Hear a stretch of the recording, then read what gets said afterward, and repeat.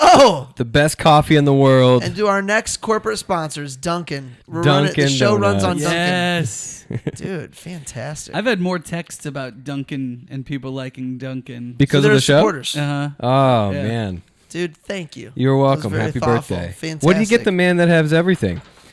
Tomahawk steak. We're also the three kind of guys that if we want something, we just go out and get it. Yeah, my wife hates getting me gifts for that reason. Yeah, Riley said I'm really hard to shop for. I think I'm pretty easy. The whole thing is, this is what I tell family and everybody. Consumables. Those are both consumables because I consume them. You like to consume. And I like them.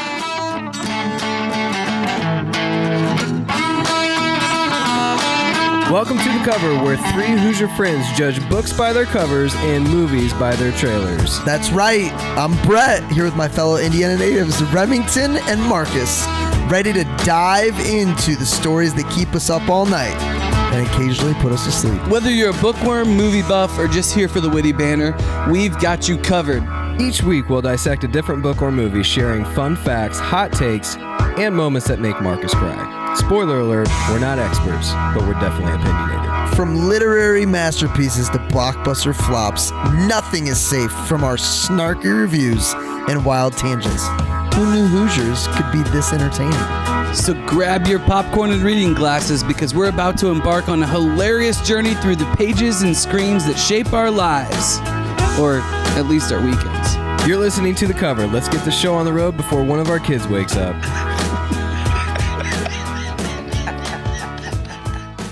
So there is a fairly short on the back cover there. Oh, nice. And I mean, if we're gonna judge it by I the really cover, struggled. That picture's epic I really struggled finding this book for a price that was for reasonable. a price that wasn't a sky high. There Me was too. one that was like $300. Yeah. And then even then, it wouldn't ship at a certain time or like. So you can tell if you feel and look at that, it's like cheap. Yeah. Oh, you think it was I don't know. But pirated? I got it for like $10. Oh, that makes sense. David Goggins had a whole reel about he took four books, and he said, "Look at this one. Now look at these three. People are trying to steal money from me by making it cheaper and selling it because they literally reprint all of the books." I didn't even think about that. Yeah, he's lost tens of thousands of dollars. Holy cow. I don't know. It was on Amazon for like $12. I mean, you'd have to have a whole team How did dedicated you even today or yesterday? I was trying to overnight it. Still couldn't find it for under $35, and could not find it to ship under 3 days. I'm not sure. So, but this is they haven't published I don't a new know. version in a while, I'm assuming. I think Yeah, it was it's written in be- I- '92. yeah. the year he died, which Yeah. we have to talk about. But Well, they it's explained that in the very end. Yeah, I know. It's awesome. Yeah. Yeah, so cool. That'd be a good place to start, actually. Yeah, well, this is the first time that we are doing a book where they wrote it the year he wrote this the year that he died, or within 12 months of him dying. Yeah. Is when he wrote this. So, like, I think that's one of the reasons that I think it's so much more impactful is because he's kind of giving away like all the secret sauce. Like, Yeah. he wrote this for anybody who's up and coming, whether it's entrepreneur or especially a merchant or a retailer or a discounter. He's like, here you go. You want to go be successful? Here you go. Because he's not scared of competition, I which wouldn't is either. pretty awesome. 4 out of the top 10 richest people in the world Are Waltons. are Waltons. Did you guys look up what they do in annual sales right now? I didn't. 692 billion. Yeah. Dude, They're Yeah. bigger than Amazon. it's Yeah. awesome. Still bigger than Amazon. Yeah. Now, Amazon profits a little bit more. I read a stat last year that said Walmart sells more food, groceries, than the top 3 grocery chains combined. What was the stat? He was like, the first year we sold the most fishing line of any Yeah, merchant. it could go around the Yeah. world 6 times. Crazy. But to sell more fishing line than Bass Pro Shop Right. or than Right. Yeah. That's crazy, absolutely nuts.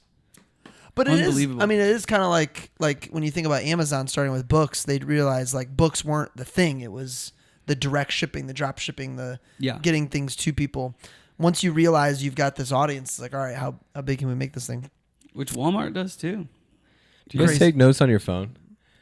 I don't. I take notes in this for all the I do. podcasts? I take notes on my computer, my phone, in both places, like Apple Notes. It's way too easy to delete a note, like the entire note. So we were at a conference last February, and one of our presidents went up and looks at us and goes, I just deleted my entire talk. Dead serious. And then Al just started talking about donkeys. I said one of our presidents, and then music comes on, and 3 people under the age of 25 come up trying to help read, and you can't. There's no coming They're back. gone. They're gone. Well, the cool thing is he probably gave that message 100 times before. Dude, I have a feeling afterwards the answer's no. The answer's no. Was not good. You know, something like that probably happened to Sam Walton once or twice though. So what's new? My birthday's today. Happy birthday, as we're recording. buddy. Happy 37. birthday. I'm 37. I've got my present You got a nice gift. There's a 2-part gift, one of which has we've talked about both on the show. Okay. So I wanted to give you your present on the This show. is from Rem and Kelsey. Yes. This is a family gift. Yes, this is from Remington and Kelsey. All right, it's a very nice. I'll call this a. What would you call that color? It's a sack. Is what that is. Is it teal? It's not teal, is it? Is it a teal sack? Looks like a sack to me. It's a sack. Lots of dots on it. All right, here we go. Oh. You really put people right there. They know exactly what you're doing now. So when I grabbed it, I had a feeling it was meat. It is. There's He's so meat in excited. this sack. We got a tomahawk steak. Nice. Thanks, dude. Tomahawk. Big ol' 2+ pounder. Oh, Do I know yeah. Brett Wiggins or what? Wow. Oh, man, that's good. How long will that last? I mean, so Can you eat that whole thing? that's 30, they're probably like 34 ounces. No. 2 pounds. No. This 2.2. is it one steak? Oh yeah. Oh, dude. Yeah. So this will be smoked and then seared, and then it'll become 4 or 5 different. And then it'll be shared meals. with both. Yeah, it could be shared. It could be shared. All right, you got to get the second part thanks, real man. quick. Okay, which is in here. Oh. Yeah, it's in there at the bottom. Oh. The best coffee in the world. And to our next corporate sponsors, Dunkin'. Dunkin' The show runs on Donuts. Yes. Dunkin'. Dude, fantastic. I've had more texts about Dunkin' and people liking Dunkin'. Because so of they're the show? supporters. Oh, Yeah. man. Dude, thank you. You're welcome. very Happy thoughtful. birthday. Fantastic. What do you get the man that has everything? Tomahawk steak. We're also the 3 kind of guys that if we want something, we just go out and get it. Yeah, my So wife true. hates getting me gifts for that reason. Yeah, Riley said I'm really hard to shop for. I think I'm pretty easy. The whole thing is, this is what I tell family and everybody. Consumables. Those are both consumables because I consume them You like to and consume. I like them. Yeah. So I want more of them. They used to be golf balls, tea, all that kind of stuff. Tyler Durden would call you. You consume an- those too. I Yeah. mean, you get rid of those. Yeah, those fast. golf balls. Yeah. Tyler Forever. Durden's rolling in his grave right now with What? you Oh, 'cause celebrating being your a consumer- consumerism. Yeah, consumerism? he's very upset. What a great episode. That was a good one. That was good. I thought I had fun with that. As if we're recording this, I'm sure it was great. Fantastic. Well, I got for your birthday. I brought you 3 books. So Marcus got me a book that he clearly didn't care about, nope. but then 2 books he really cares about. Viktor Frankl, Man's Search for Meaning, and little Stephen Covey action, Trust and Inspire. Now Stephen R. Covey, right? That's the junior. Oh, okay. MR. MR. I don't know much about Stephen Covey. Well, what was cool was he came and spoke at Northview, and he covered all the stuff from that book. That's cool. It was awesome. What do you think he charged Northview? What do you think speakers charge churches to speak at? It was expensive. Are you serious? Yeah, I I talked feel- to. Was it on a Sunday morning? Because Kent Bierstrom put it all together. Yeah. No, Oh, this was the teams? no. This is the Leeds yeah, conference? the Leeds Yep, conference. yep. But the day before the Leeds conference, he came in. Got it. And Okay. then they I invited, don't have as much problem with that. They invited certain people to. I actually don't have any problem with that. They- But if they you're invited- charging a church, They invited business leaders Yeah. that were. Would from your issue church. be with them charging the church or the church paying that much money. The church dollars going towards paying So that. you're not- I you're still not don't know what mad. I believe. I still don't know what I believe about that. I think it's really cool to have pastors coming in, but a pastor relies on the money of his own church, right? Right. And so we debate this. You know, Yeah. what do you spend the monies, the dollars for that people are tithing, right? So if you're going to go and speak on a non-Sunday morning where people are paying to be there to hear you speak, cool. Keep the purse. But yeah, Sunday morning, I would have a problem with that. Yeah, Sunday morning's a little trickier, I think.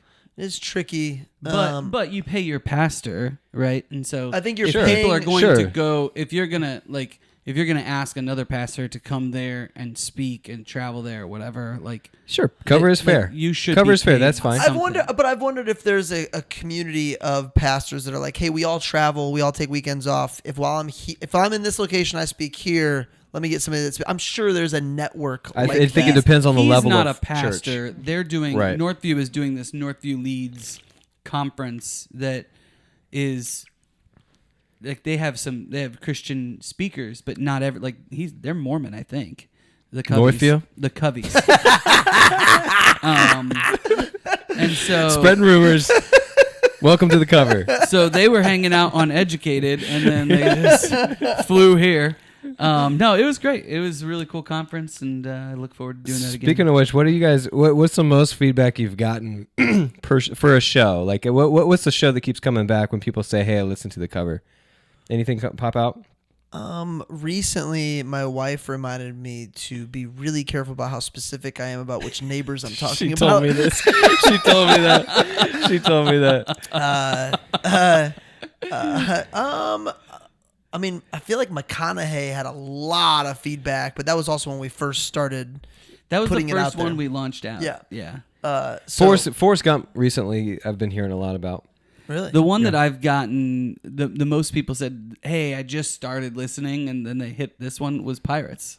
Pirates of the actually. Caribbean? the fact that Yeah. people liked Pirates gave me hope for all episodes if I ever finished one. And I'm Because it was man, like that our was least done. favorite movie so far. Well, but I also felt like the show itself was not good because of that. It but- wasn't. It was hilarious. Yeah, it's great. I Yeah, laughed. that's why I I really- laughed the whole time.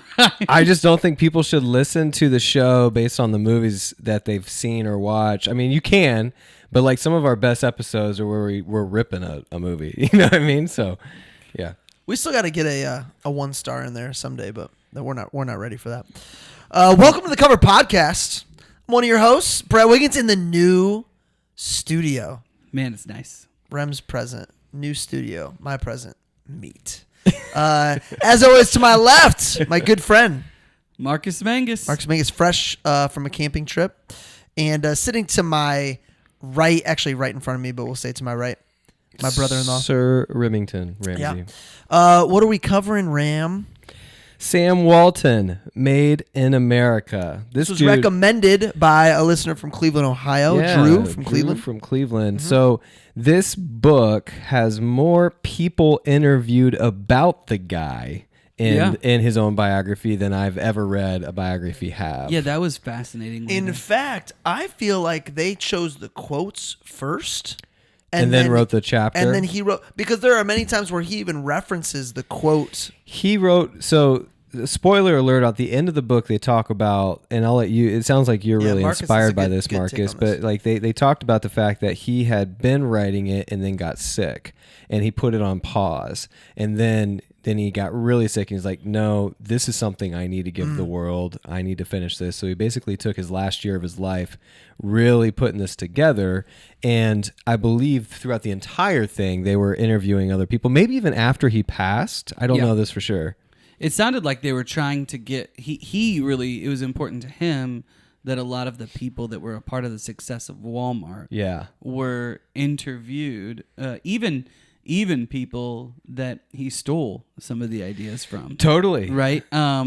It was really important to him, it seemed like, to give credit to many of those people, or a lot of them then also gave him praise in those things. I don't know if that's like a core thing that makes you root for the guy, or if that's just one of the things that makes him someone that you root for, but it's the difference between Ray Kroc and some of those other founders that just do not have good curb appeal, do not have a good I narrative. read the Everything Store at one point in time, which is about Amazon and like them coming up. Like Bezos' story? And yeah, and well, it's a guy who he did a biography essentially of Bezos and him coming up, and he spent, I can't remember how much time he spent with the organization as he was writing this, and as I read it, I was like, yeah, I don't want to be like Bezos. Totally. I don't want to. The same thing with Steve Jobs. Like if you look at Steve Jobs, there's a lot of his life that was not, I mean, he got voted out of his own company, but then at the end of his life, it seemed like he really had a little bit of a redemption story. It's kind of like there in the middle. I will say though, Walton in this book, like I felt like you could really feel his heart, and I feel like there's a lot to be admired. The reason I felt okay with the way he went about things is because of how after finding out how many people that worked for Walmart became millionaires and how he made, like, it just, it's like, okay, there's the face and what you think you know, and then that's what's really happening. And once I found out what was really happening, it's like, all right, that. Or at least his version of what's really happening. Sure. But, I mean, because part of this you could tell, people were starting to really take shots at them in the late 80s and early 90s and stuff like that. And you could tell some of it, he just kind of eaten it, and you could tell in this book he was like, no, I'm going to tell you what I really think you should know. We're going to get into that. I've got some thoughts there, but here's the back cover. Meet a genuine American folk hero cut from the homespun cloth of America's heartland, Sam Walton, who parlayed a single dime store into hard-scrabble Cottontown into Walmart, the largest retailer in the world. The undisputed merchant king of the late 20th century, Sam never lost his common touch. Here, finally, Sam Walton tells his extraordinary story of his own inimitable words. I think I said that Inimitable? right. Inimitable. Anonymity? Anonymity? Amenity. Amenity? Genuinely modest, just like Remington, but also sure of his ambitions and achievements. Sam shares his thinking in a candid, straight from the shoulder style. In a story rich with anecdotes and the rules of the road of both Main Street and Wall Street, Sam Walton chronicles the inspiration, heart, and optimism that propelled him to lasso the American dream. That's picture perfect for what this book is. I do have thoughts on how often he talks about having people in on Saturdays, and the fact that people kept digging into his money and he didn't like it. Like, dude, we've said this before, but like when you write the book, you literally can control part of the narrative. Now, I don't think he's a bad guy. I actually think he's genuinely a good guy, but definitely you can control the skeletons in your own closet when you write the biography. Yeah, the Saturday morning meetings, I feel like he's just like, the reason I'm okay with all of the stances he had is because he had no issue doing anything that he told everybody else to do. Like, that's true. And it's kind of like, hey, you know what you're getting into. Like, and if you don't like it, leave. But this dude, like, he really backed it up. He was unapologetic about what he asked people to do, but he was also he did it. the hardest working person. Yeah. Yeah, and so absolutely positively did it. He believed in you. If you're going to be a great merchant, if you're going to serve the customer, these are the things that you have to do. These are the sacrifices you have to make. Like, this is the life. Right. Specifically, he kept saying, if you're going to be a retailer, you have to work Saturdays. Yeah. If you're going to be a successful retailer, you have to work Saturdays. Yeah. And his wife fought him on it. Like, he mentioned this various different parts of the book. He's like, just like my wife always said, she said that they should not do that. It did not sound like she was a great supporter of the amount of time he worked or asked others to work either. Like, it's not like she did not protect the shield of Walmart without a doubt. I mean, he said many times, like, she would openly say this to everybody, including the people that worked for him. But they had a good relationship. He let her do that. He wasn't trying to silence her. Yeah, it was pretty cool. What I knew going into it, I guess what I thought I knew going into it, was that Walmart is an absolutely horrible sham of a company taking advantage of people. You thought this? Shutting down local stores for fun, underpaying workers. I would say that's what I thought going into it. And on the other end, I could not have been more incorrect. I'm sure there's some situations where that might be true, but those are exceptions, not the rules. I feel. I understand your thoughts on like them shutting down the little guy, which he actually talks about. In Yeah. Yeah, chapter I 3. Yeah, dude, he gives a great example of a girl who's like, "This is awesome." If you literally use all this extra traffic to your advantage and freaking adapt, Yeah.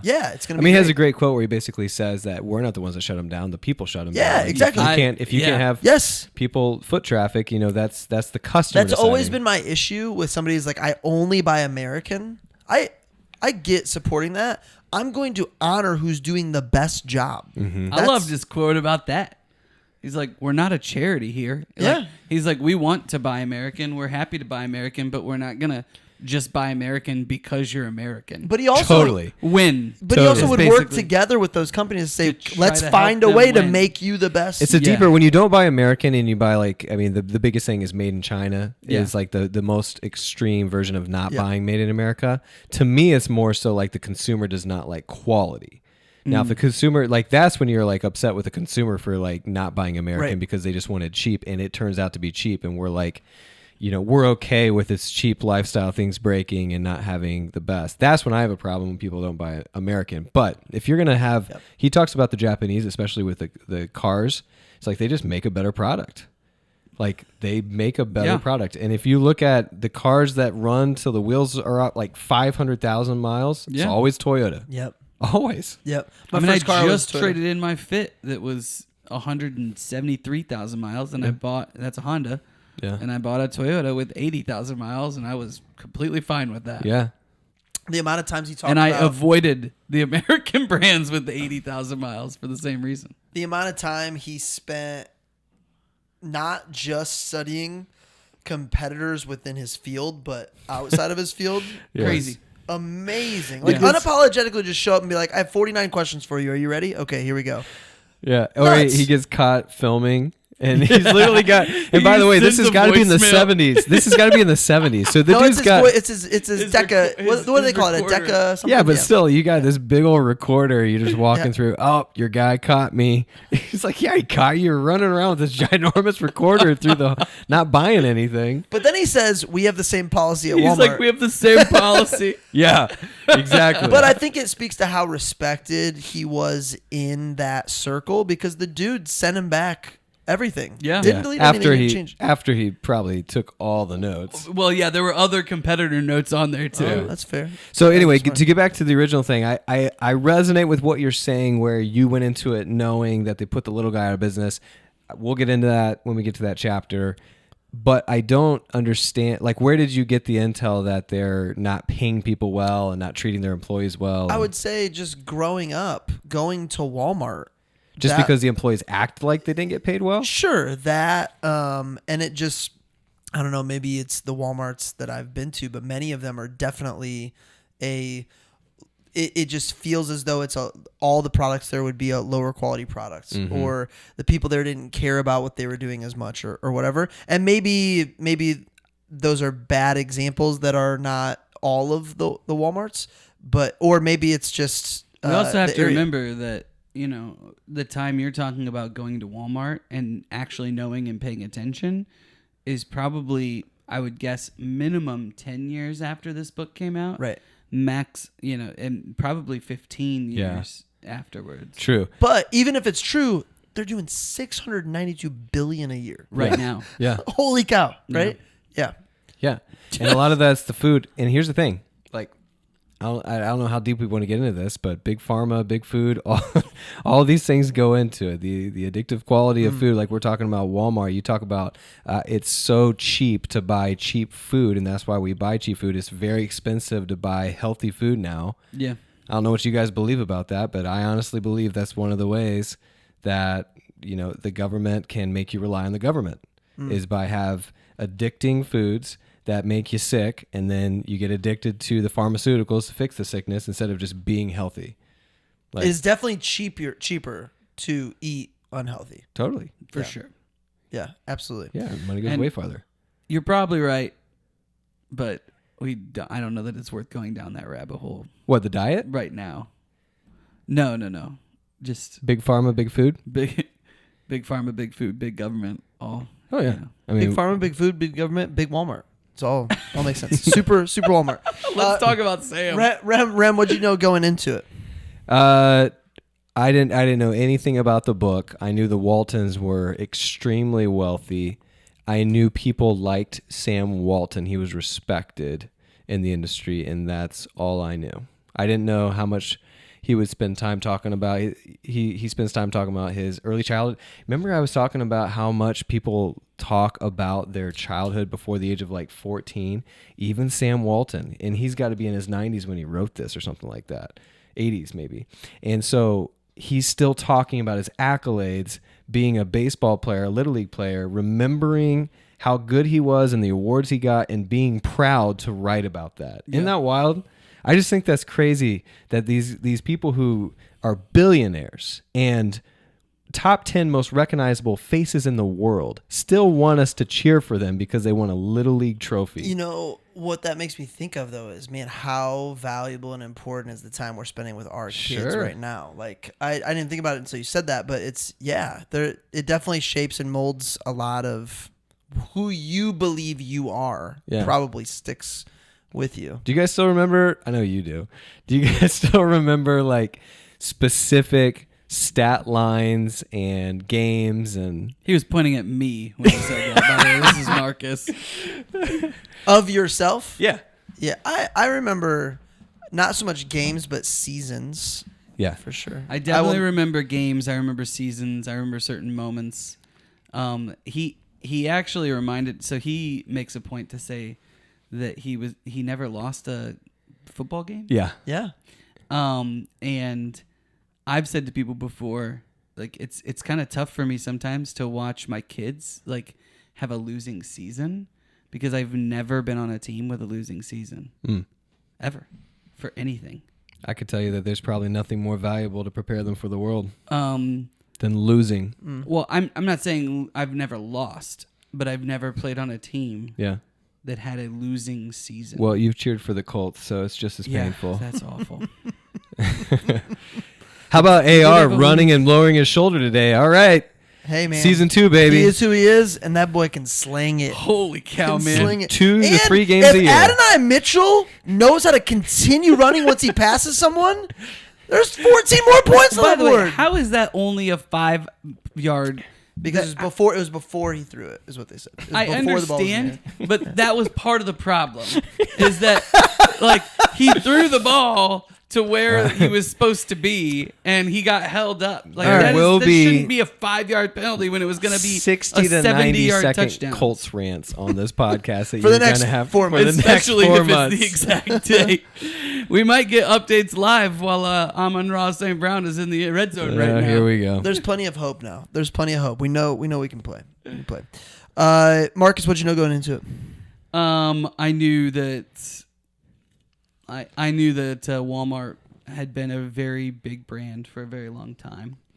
And honestly, I was excited to read this because Drew from Cleveland had said that it was one of his favorites. Mm-hmm. And I really like his taste. Mm-hmm. So I was excited about that. But in terms of knowing about the book or the story, I knew very little. A lot of the things in terms of perception, I had similar perceptions as Brett. So did you listen to it? Did everyone listen to it and read it? I listened to it, yes. And you read it? So I'm looking at the size of the book. I only listened to this one because of what we talked about at the beginning of the show. That's not that big of a book. I originally thought it was Sam that was reading it. The dude's voice for Spotify is perfect. It's so He's good. Actor, yeah. I could listen to that guy talk for Sam. days. It's pretty small font. What's our font size over there? I don't know. No, that's 12, not a 10-hour 12 or book. lower? It's not a 10 You can hour. speed it up to 1.8 and I did do just fine. 1.5. And Yeah. You could read this faster than you could listen to it. I think. For sure. Here's the deal. To Rem's point, that dude's voice. It was fun great. to listen to. Yeah. Fantastic. It definitely sounded what I would think that Sam Walton's voice would sound like. Exactly. Yeah, this isn't a J.D. Vance situation where he's just like monotone through the whole book. You hate that Yeah, guy. you did not like J.D. Kamala? Vance. I just hated his reading of his book. Try a little, man. Come on the podcast, JD, and you can defend yourself. It's probably cheaper to read your own, even if Oh, time is also valuable. drinking tonight. I thought so. Clearly, Sam is not a big drinker. They don't really talk much about it at all, right? He doesn't So- mind drinking, but when people at the corporate, the shareholder Corporate meeting retreat. started getting a little crazy, Yeah, Yeah. he outlawed he's not a it. fan. Yeah. He's got business to do. He's got to go fly his airplane. He's got to be in the office at 4:30 a.m. to look at he's- the sheets. He's not drinking a lot. So I thought, okay, what would Sam want me to drink on this podcast? Okay. And the answer was, well, whatever you've got at home. Don't go buy something just for the podcast if you've got things that are there that are perfectly That's totally good at Sam. home. So Sam. And so I decided to bring back the PBR from the JD Vance episode. Nice. Because I had a couple left. So Play it there again, is. Sam. Play it again, Sam. Yeah. That's a little bit of Casablanca for you guys before you watch it. Mm-hmm. Casa? Casablanca. Casa. Do you frown upon Casa? I don't frown upon anything about that movie. Okay. You can so call say what you whatever want. Okay. All right. 30-second Ooh, synopsis. Inimitable. Yeah. Why would you put that on the back cover of a book about Walmart? Extraordinary story in his own inimitable words. I think I hit at one of the Wow. 5 times I said it. like So without inimitable would be if like that's the yeah. Let's go, Scat inimitable. Boy. Slam Poetry 30 Boy. seconds, Marcus, 9 words. Yeah, You already got your, you know where you're starting, I finishing? figured it out while Remington was talking again. All right. It's this one. I'm going for laughs on this one. Oh, Mhm. okay. We like laughs. I'm going to wait till that hits 30. We got 4, 3, 2. Sam Walton thinks he's going to do something else. Then retail loves it. Merchandising, more merchandising. Let's sell people ice cream. They'll like it. Then Ben Franklin. That was kind of weird. Then stealing everything from everybody else. Then builds the biggest empire known to mankind. $692 billion a year. Let's buy the Broncos. Time. Yeah. You like Hold that? on. What was weird about Ben Franklin? I never knew there was a Ben Franklin store to begin with. You didn't know it was called Ben I Franklin? didn't know that. It's No. basically Five like and dime. Yeah, Variety store. It's like Yeah, it's like a variety dollar store. store Yep. almost. Yep. Which, by the way, Dollar Generals are doing just fine. Yeah. Same model as Walmart, not as big of a store, but in the low income, like North Webster. Yeah, they Dude. go to all those. Yeah. So it's very similar. I told Marcus this. Marcus is a old Pizza Hut employee back in the day. When you are in a lower income area, Mm-hmm. you put in a ballin' Pizza Hut, Yeah. and it is like the nicest place to eat there. Totally. And they absolutely, but They a crush Pizza Hut in like Indy is like a drive-through carry-out. Like it's nothing. So here's the thing. Here's what Sam talks about is people he really emphasized when they hit their stride, putting locals and making them store owners or share Yep. managers. And so Penguin Point, you guys know that brand? Yeah. Penguin Point started It's in the people pleasing place. Yeah, local low income areas. They did not launch in major metros, and I think they had I don't know how many they had. Let's call it 13. They started growing, and they caught the eye of some southern investors who bought the brand, cleaned house, and then tried to put the corporate franchising structure in it. And when 1 year, How gone, long ago all did of them this gone. happen? A couple years ago. Yeah, because Penguin Points. I mean, growing up where we grew up, there was of the 13 Yeah. wherever they are. There were quite a Yeah. couple Around of them where we are. by Yeah. us. I Northern knew the Indiana. CFO, so I know this firsthand. I know exactly what happened. And So that's crazy because I drove. There's There was one in Bremen. There's for a one while. I drive by. Is it on the way to the yeah. lake? There was Yeah. one. There's Okay, one it's on like in- 13. Wabash. Slowly but Wabash. surely, it was like, oh, they might. There's not a lot of people there today, and then it was like, oh, they might be closed, and then it was like, oh, they might never be opening Yeah. again. Are they done? Is Done. that one? Done? All Gone. of 'em? All of them. Yeah, that one's Wabash, Indiana, the one you're talking about. So See, you the say for- that now. I don't know for sure. But Rem, all the the ones I know of are done. Rem, you know the former CFO or Correct. That was the first. Okay. First, the C levels. So were the he's first to he go. got paid. He's feeling She. good. She. Sorry. Wow, I'm getting canceled. That was Marcus. Okay, here you go. Penguin Point Restaurant Group permanently closed. Didn't take long. Do you know And to my point, what was the? I have no person? idea. But I to the point of Sam Walton, like those guys came in, they don't know how, they don't speak the language. It's people with money that think, hey, this is a good thing. And then, and by the way, that could still work. It could still work that you have a lot of money, you want to buy a franchise that's good old hometown people, but you have to let those good old hometown people run it. Yeah. Totally. Like, what are you doing? Like when we all buy Pizza King. That's right. We're going to know. I would not be surprised if before I die, I have partial ownership in Pizza King. We do know, like, there's North Webster Remingtons, and then there's North Webster locals. We got to get some locals in there. Yeah. We got to get. Some Oh, we locals play in a there. fun game when we're up there. Laker or local. So Some of them are close. will your aunt and uncle slowly over time become locals and not know it? Hey, that's your uncle now, too. Just wanted to- Yeah, those are the hard ones. Those are the gray area ones. That's what makes I it don't a fun think they game. ever would be but I mean, they're technically local now. They moved. They're right, full but time. they're They a do Laker. they take baths and comb their hair. We're and basically talking about my people here, guys.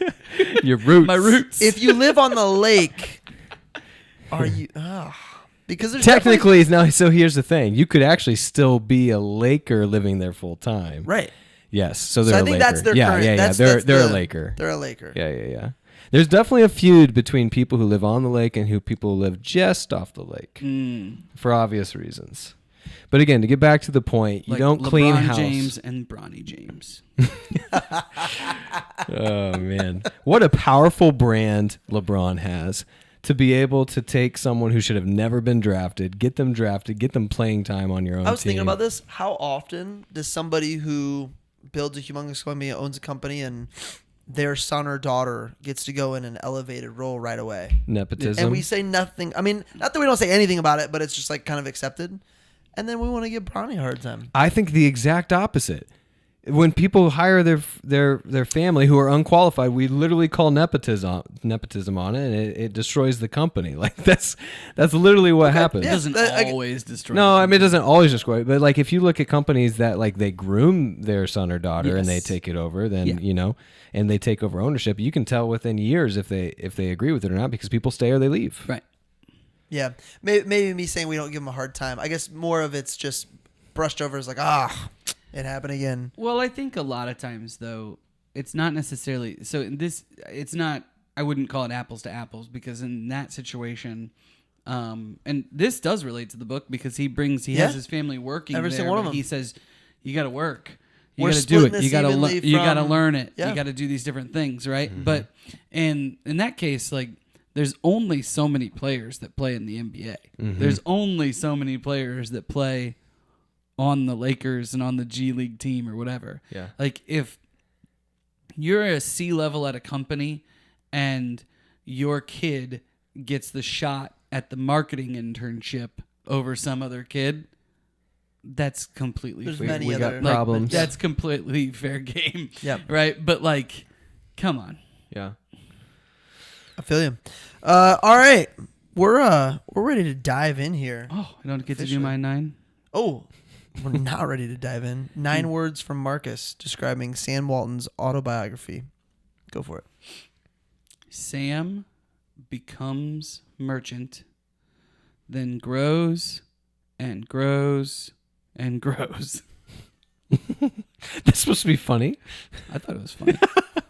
I mean, it's a giggle funny. It was I pretty guess. good, though. It I was thought you were better- gonna do something about women's panties because he kept talking about how much women's panties he sold. He Dude, sold a lot of women's zero panties. shame. If it sells, we're putting it on the shelves. Oh, That's yeah. right. Yeah, if it sells, we're putting it on the shelves. Or if it doesn't sell, it's a game to see how we can get people to buy it, like the Dude. moon pies. Okay, So- let's start. Let's start. I there. will say that I definitely 100% have gone into Walmart before. So I don't know when, probably sometime after I started selling Cutco and was a little bit more business aware because I was reading different books and things. Yeah.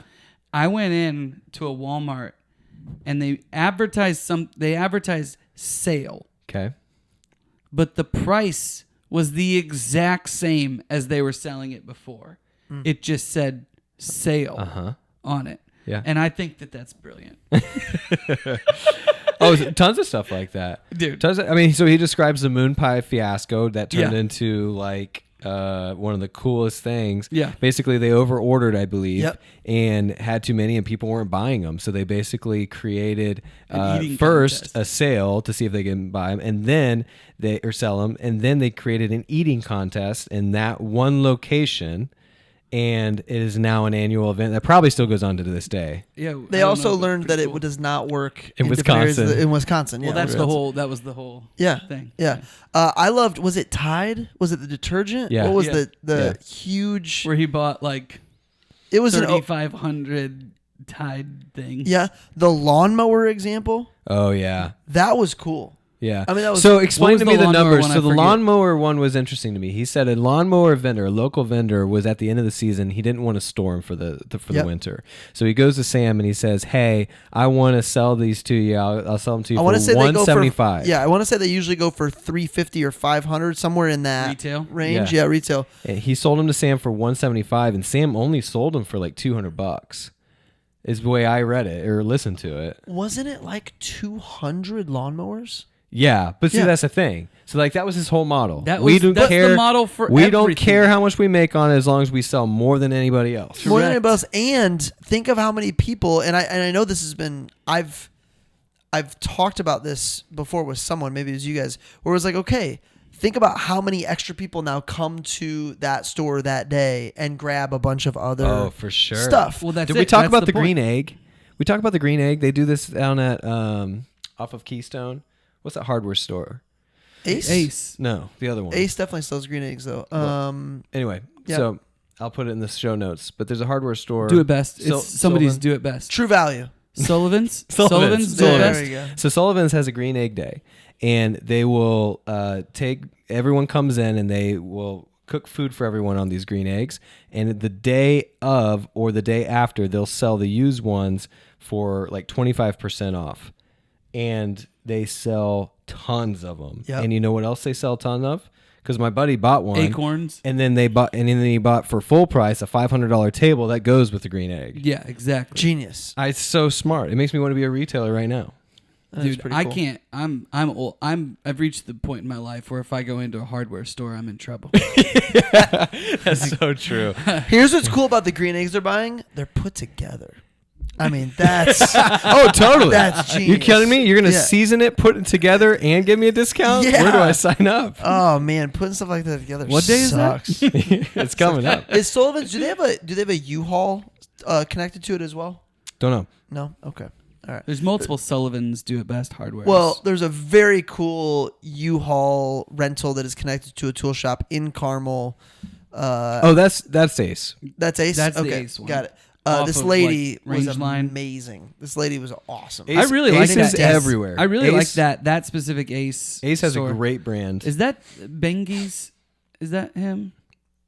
Okay. Couldn't tell you. Yeah. Well, Another Coram Deo dad that I don't know. no. You said it's Bengi? Benge. They have a couple of either do it best or Aces, and they have a bunch of Mo's. Do it They have- best. They have a bunch of. All right, so you said you wanted to start there on the sale, but Yeah, just we were on it. Any sales, anything. Obviously, just so many interesting things where I was like, like it isn't all numbers on a spreadsheet. It was like these guys had ideas, and he was like, "Go for it, right. absolutely go for it. Like, Right. see what happens." Which is really hard to do as a leader. yeah, Just say, "Oh yeah, go." Well, not only that, like he led by example in that. You talked about how he would get down and show by example, but even his mindset, he would lead by example. This is one of my favorite. We're jumping ahead to quotes, for it, but I go for love this quote. He is less afraid of being wrong than anyone I've ever known. And once he's wrong, he shakes it off and moves on. Yeah. Yeah. I think that was my quickly. favorite He moves on quote quickly. of the book. Yep. Because how many entrepreneurs specifically are too afraid of being wrong, and it keeps like I don't know who said this, but it is so true.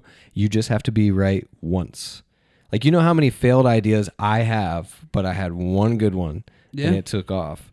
So with Sam, like, I mean, he's just not afraid. He's not afraid to fail. He's not afraid to fall on his face. He's like, he actually takes it as a challenge. He probably wakes up that day just as excited to see if one store could sell more, tomato juice than another one than he is to actually check his stocks. I mean, it was fun for him. Yeah, he loved that business. Mm-hmm. He loved that business. He loved the amount of times he visited stores and would just. He just loved it. He So this absolutely loved is what I wrote down as the very first thing. I just wrote a bunch of things that just kind of made me think in terms of themes, and this was the very first thing I wrote down. Is that I love that he found out that he wanted to be a merchant. He also wanted to help others learn what it was to be a merchant, Mm-hmm. and he was completely committed to it. Mm-hmm. Right? Like, we're talking family vacations. They could go places, but they were going to stop in every store along the way Mm-hmm. because he's going to be in there. He's going to be And then his taking kids look notes. forward to it. They wanted He's to going do to be it. learning. Yeah, You know, they're going to be learning with him. Like, for it's sure. just, he was completely 100% all in on being the best merchant. Yeah. And he was. I had a kid shadow me the other day who was 16 or 17, and he was at the point of his high school career where he was kind of interested in what I was saying and doing, but you could tell he wanted to own his own business. But even then, at that age, it was hard for him to really like grasp everything that I was saying. And I thought I was breaking down pretty easily. It's going to be a long time before any of our kids like really understand what we do. But I think it'd be so cool if once they get old enough, they want to take on the family business. I forget regularly how much sweat equity I have into what where I'm at now. I know. I because do I'm too. so easy on like my new leaders, and then I'll like somebody like you guys know Fiaco, Yeah. like Brett, like you need to go back and remember how hard you worked your first Yeah. 5-6 years, whatever. And he's right. He's absolutely right. Like any of us that have been doing anything for as long as any of us have, you've earned a lot of knowledge that just you're not It gonna just makes you better, like more Yeah. efficient, easier. Like you've made all the mistakes before. You know what to worry about, what not to. It's hard sometimes to like realize you didn't take shortcuts, and they're not going to be able to take shortcuts either. And so, even though you may not want to be as hard on them as somebody was on you, like you're actually doing them a disservice. Yep. I thought that was something I think we kind of hit on it earlier, but like he was clearly very tough on his people. Mm-hmm. Like he demanded a lot of them. Well, He cared deeply for them. You can tell by the way he talks about them and the successes they had afterwards. yeah. But he was tough on them and demanded So there was a lot. chapter where he talked about like the guy would give him the numbers, and he knew Sam was gonna do the numbers himself anyway. Yes. But that doesn't mean he can't not do the numbers. It's Sam wanting to teach him that like he can never just take a day off. Yeah. So like he totally was tough on his people, but then also like he loved on them just as hard. He was absolutely like when somebody's tough on me, but I know they're as invested as me, I really don't have an issue with it. Oh yeah, You know, totally. I really don't. I cut you off. Go ahead. I was just going to jump back. If we're going back to the beginning of the book, I just wrote success leaves clues. He was the youngest Eagle Scout at the age of 13 Yeah. in Missouri, right? I wrote that down as well. I think that we highlight. I love the rags to riches stories. I love when someone doesn't get good grades, and like the famous line that everyone says is like, "Teachers told me I was going to fail," or doctors told me I had no shot, and everything like that. But to be honest, the reason why those are so glorified is because they're so rare. If you're like when you're raising your kids, you're not like hoping for that. You're not you're hoping for them to shoot to be the best Eagle Scout. Like he talks about competing all the time, earning letters in Eagle Scouts. You can't tell me that driving ambition doesn't matter. Like that's what I mean, wrote down. he said I had this conversation because Reed, my 12-year-old, was asking me what book we were doing, and I was showing him the book, and I was like, "You should read this, man." I said one of the things that really hit me here, and I wrote down my second point was Sam's a man of action and has been since the time that he was a kid. Mm-hmm. Like no matter what it was, he was taking on a leadership role or he was doing it. And he said, somehow my mom got in my head that anything that I was going to do, I should be the best at it, or I should try to be the best at it. And I really resonated with that. Like my mom would literally get angry with me if I got an A- on my report card, right? And it wasn't because it was like an A-, but it was because she said that I hadn't tried my best. Yeah, she knew what you were. She knew capable what of. I could do. Yeah. And I procrastinate by nature in some ways, and I don't mean this to sound like I don't mean this to sound arrogant, but like I'm like I can be too smart or too talented to where like I'll just procrastinate on things. My mom wouldn't let me do that because she was constantly pushing me to be the best that I could be, and I always wanted to practice more and do these other things, and because I kind of latched onto that idea as well. But she really fostered that in me, and I was doing some self-reflection, like, am I fostering that enough in my kids? Like, not necessarily pushing them, but fostering that. And I don't know. Yeah. What the answer He is. brought up paper route. He had a paper route when he was young. Yeah. What is the? It is there because I feel like paper route was brought up like when I was becoming a teenager. I think that phased out slowly as we got older. Like papers weren't as popular, and obviously there are different ways to get them delivered. Is there an example of today's like paper route for kids that are under 16 that they could be working at a really young age? Does that exist? I always go back to mowing lawns. Mowing yards. Mowing yards and babysitting. Like those are two things that I don't think will ever go out of fashion. But you know what I'm no- trying to get my kids to do that I think would be so smart in like neighborhoods around us What's up? is just do a poop scooping Oh, business. yeah. Dogs? Yeah. So you just go around and you're like, hey, you guys have dogs.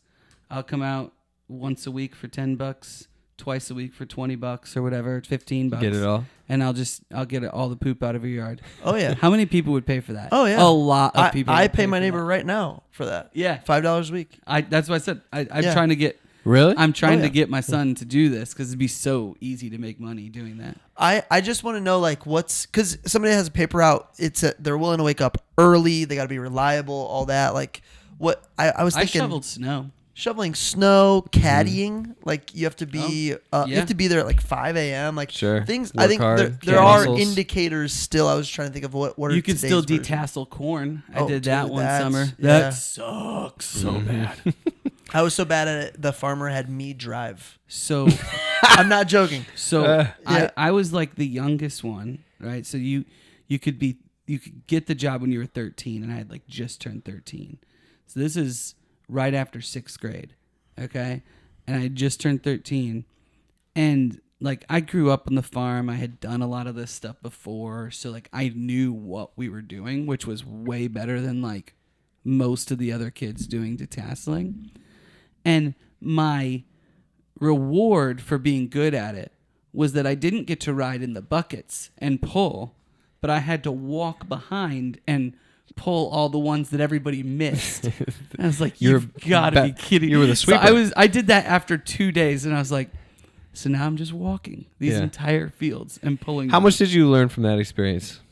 I don't think I learned anything from that experience other than just like Not just being. you not- just have to grit it out sometimes and do the work for $4.35 an hour or whatever.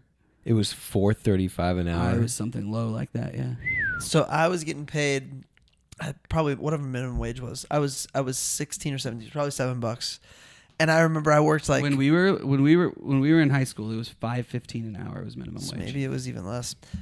So I got done with like a full week's of work, and I wanted to get my aunt a present for a holiday that was coming up, and they sold flowers. They had a greenhouse too. So I'm in my head thinking, you know what, they're gonna give me a deal on this, so I don't have to spend my whole paycheck on it. Nope. And as she was like, "Oh, that's really sweet. That'll be $45," and I was like, "All right." Oh, man. I was so disappointed. Okay. But I mean, I used to do like a whole field. Like I would bale straw Yeah. all day Yeah. for this farmer when I was like 12 or 11 or something. Yeah. He lived across the street, and I was so excited to get $20 for that. Yeah. So mowing lawns was my thing, and I started with my families. Got paid to do that eventually, just because my dad wanted to teach me the business side. At first, it was my chore, but then it was like, hey, I want you to grow this business, so I'm gonna pay you, and I want to show you how to do a ledger and all that. I still have the book; it's up in my office. That's It's super cool. Well, my grandpa loved doing his own lawn, so I typically didn't do that. But he hurt his back or something, and I had to do it. Well, I went and mowed his lawn, and I had probably mowed 10 yards in my life at this point, right? My mind being all 10 of them, right? Mm-hmm. And so I go over there and I mow it, and it was a little bit longer because he was trying to do it himself. He's just like, I just can't. I'm gonna let you do it. Well, I left the grass clippings on the ground because I didn't bag it, and I didn't know you're supposed to do that. And this was when I lived about 3 blocks away from Grandpa. And I went back home all excited that I got done. I was watching TV, and 10 minutes later, in walks Grandpa, who had walked all the way from his house. He turned the TV off, said, "Follow me." And I looked at Mom, and I'm just like, is he allowed to do this? And she's like, "Follow him." So I followed him. I walked behind him the entire time. Silence? Yeah, had no idea what I did wrong. And he walked up the drive, and he pointed to the grass clippings, and he said, "Finish the job." And he walked inside. I've never forgotten that. And you better believe I finished the job. Yeah, you did. Like that is a profound moment in my life. I actually wrote about it in a publisher's note. That's but like, awesome. yeah, that's what I hear those words ring in my head. I believe it. At certain times where I'm like thinking about taking shortcuts. I believe you. You talk about Hillbilly Elegy. We talked about how grandparents have profound impact on their grandkids. That was one of those moments. It's pretty. It speaks to your point earlier about Sam speaking about all these things before he was 14 years old. Mm-hmm. Like it really does ring into eternity for us. I wanted to get into one.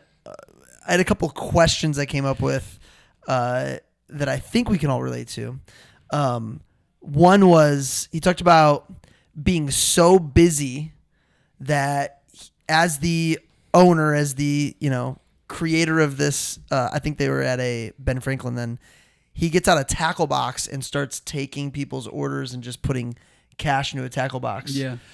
Can you remember any time in any business situation you've been in where you were so busy that you did something creative that maybe was not normal? Yeah. Okay. One of my favorites. So this is when I worked at Cutco, branch summer. Warsaw, Indiana had this little small office, and I was the only person working the office. And I had, I don't know, call it 6 people in for an interview. We did group interview portion. I'm showing the fisherman's solution. I go to put the fisherman's solution back into the sheath and just slice my hand. Just slice it open. I walk in. I like, hey, just hang on 1 second.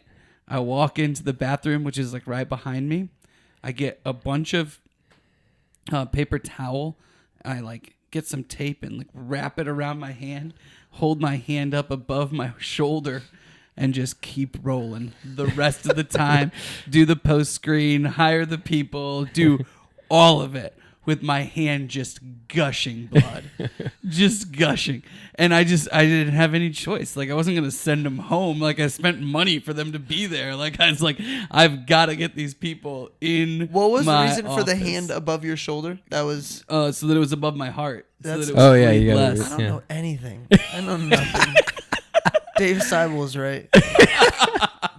I know nothing. But about- I'll never forget. Like that was one of those times where it's just like, I've got to make this happen. Yeah. Like I can't not. Like I should probably go get stitches right now, but no, Yeah. I'm gonna do this. I got 2 examples. I don't talk a lot about Cutco because it's been 10 years since I sold a knife. Yeah. But I do remember when I started selling full time, I had learned that the trade-in special is when you give someone a deal if they trade in their knives. And part of the reason you have them trade in their knives is because then they don't have any knives and they have to wait on their Cutco to use all the knives. It's like brilliant. Not returning your Cutco. No, they're not going to return it. They don't have any knives. Well, I started upgrading customers with their blocks. Well, you look at my trunk, I had probably 100 blocks, but a lot of them were in really good shape. So I started like refurbishing them, just wiping them down, cleaning them, and then selling them for cash at the next appointment. And every single person for the next year got either a used block or a new block It's a nice little cash, and that was something that Oh, I love just that. kind of rolled with the punches. Real producers, when I started the magazine, I didn't know what to put in the magazine. I didn't really speak the language of realtor just yet. I was still pretty new, and I also didn't know what I didn't know about people and how they read magazines anymore. The only magazine I really ever read was ESPN, and I just would go to the back and read the Dan Patrick question and answer. So I'm like, do people read this? And if so, what would they be excited for? So what I did was I met with 50 real estate professionals, just asked them those questions. And so when we launched new franchisees, it worked so well that for the next 10 years, that's what we have them do. Yeah. They meet with, 20 to 40 real estate agents, tell them that the magazine's coming up, so they gain a fan of the product. They find out what they want to know about, and then they get leads. And so that's how we launched. And that we just found that it was, hey, whatever works, we're going to make it an actual part of the program now. That's one of his quotes in here is about how the fact that he didn't know anything was one of his strengths. Yeah. Because he would just ask Totally. everybody, and he would learn, and That's one of the biggest ego issues with people who don't grow is they don't ask the consumer what it is that they need to know, right? They just think, hey, we'll just figure this out, and they don't take feedback. I tell you what, you get a 1-star review, you get a couple of them, you should pay attention to what they're saying in the 1-star review. Dude, Yeah, his this is what it ability said. to is awesome. It was a real blessing for me to be so green and ignorant, because it was from that experience that I learned the lesson which has stuck with me all through the years. You can learn from everybody. Oh, yeah. 100%. And I loved that. But the other one that I would think of that relates to Accelerant, which would be funny if some of the people listen to this, is that, at Accelerant, it's all about relationships and making different introductions and helping people get meetings with people that matter, right? So I was like going through my very small Rolodex the minute that I got the job as a regional president. And I'm like, okay. So I start calling these 10 people, and I'm like, hey, I'm going to need you to take at least 5 meetings with different people. So like that it looks like I can go meet with these partners who I've never known, who I know I have to impress right away. Yeah. It's like, Oh, I'm gonna, I know. I I just thought of someone I that go- would be perfect I basically for you to say- meet with. Yeah, exactly. But they were all getting introduced to the same 10 people. Yeah. And those people were responding right away and taking the meetings. But I had like a list of 10 that I thought were at least had good enough businesses or Hey, high enough up you know that what? they'd be That's able to great. do They it. probably enjoyed it. And it worked. Yeah. And actually, I tell They're probably new regional honored. presidents, I'm like, hey, you need to get a list of people that will take a meeting Totally. just because you ask, and tell them they're going to do at least 5. Yeah. Because that'll help you be more successul faster. But So that became a thing. I had no idea what else to do. I want to just make it clear I was not asked to take any meetings. I think Rem took a couple. Oh, yeah. And then Rem took a couple, and then Rem came to a few of my lunches. I did. And Yeah. I used And to they were invite good? Rem to my lunches a lot more than I do now. Now he's got paying clients. I got to come to a breakfast. Actually, I came to a breakfast and ended up spending $2,500 on a speaker who I met at that breakfast. So Yeah, works. Somebody made money. So Yeah. maybe I should have been introducing people to you. When he was describing the first shareholders meeting, because you talked about like they threw a couple of them with alcohol and it got out of hand, and then there's like he's shutting down the alcohol. Didn't it remind you of like Wolf of Wall Street and the WeWork? Did you guys ever watch WeWork or the No, but I know We the story. Crashed? I watched Yeah. We Crashed. We Crashed on Apple is great. And well, it's I watched whichever one is Jared the Leto. movie. Jared Which Leto. one's the movie? It's 10 episodes. So I watched a movie Oh, on so then you WeWork. didn't watch that. I didn't watch the. You need to watch the 10 episode Jared Leto and Hathaway. Yeah. It is good. And Oh. It digs into all that, and they had. But I wrote this down. What comes first, the confidence to do a shareholder meeting different, or proof that it doesn't matter? And what I mean by that is like, did they just they knew they were better than everyone else, so we're going to do it differently, or they're No. like, we're going to do it differently. I think Hopefully, they They did it basically were like, twice. this is what we do. No, they did it twice, and nobody showed up. doing so it the way that everyone else Yeah, does so it it. was like, you know what, David or whoever, he's like, whatever, do David whatever Glass. you want to try, because it's not. It gonna doesn't be matter. worse. No one Yeah. shows up. So I think Because they wanted people to actually show up. versus many other companies for their shareholder meetings hold them at places where they know people won't show up. Right. Well, but and what they wanted to do was they wanted to say, no, like, these are our shareholders. We want you to know. well, but to that point though, he actually did it in a place where that people aren't going to show up though. Arkansas. Like, But that they was, showed up because it was fun, because they did these crazy things. I know, so that's what I'm saying. Like, do you decide, hey, we're going to do it different, we're going to do it our way because it doesn't matter, it's going to be awesome anyway, or does he literally in that moment just not care who shows up? No, I think they did it that way because they wanted people to show up. I Yeah. don't know if that... Yeah. Like, I think they said, you know what? I think that if we go back to our promoter days Yeah. and we say, this is who our audience is, we want them to come, we're going to make it so fun that they can't not come. I mean, the way he described the shareholder meetings, like, I wanted to be 100%. You know what I mean? Totally wanted to be a big enough shareholder to be able to go. What do you think that Can was? you imagine the networking at that place? Oh my gosh. Like, what do you think the minimum... What should we be investing in so that we can go to a shareholder meeting? Well, it has to be small enough where we could, if that's what you're talking Yeah, about. Like small-time yeah. investors. Yeah, like, we're not going to be, like, investing in Apple and going I to know, a shareholders but I meeting. want to figure out what could it be? Well, see, that's the thing. Like, at what point during Walmart's success are you like, I'm going to be a shareholder? Because initially it was their own people who had shares. It was a lot of their own managers. Well, and he still, up to the point where they had this book, they still had like 48% or Correct. something. That was my next point, was that made you think, because like they never diversified. Oh, they were all in. Their this was diversification it. was essentially just continuing to open more stores.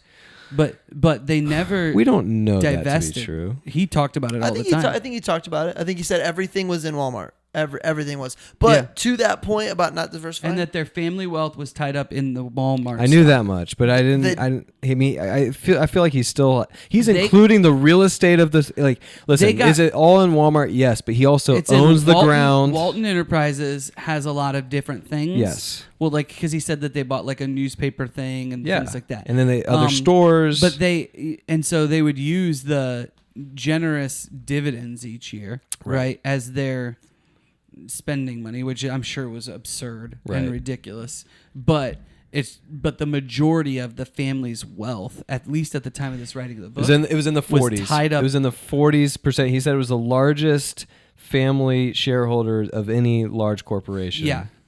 Was tied up in Walmart stock.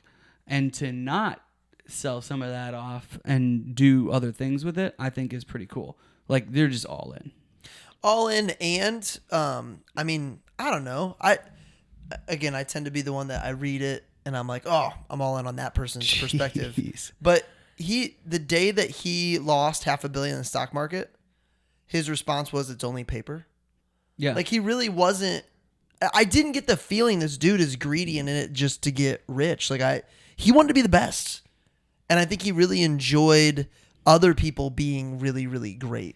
And I think that them allowing employees to buy in it sounds like it came on the back end of some negative press they were getting about treatment or pay for their employees or whatever. Yeah. But I mean, I don't know, man.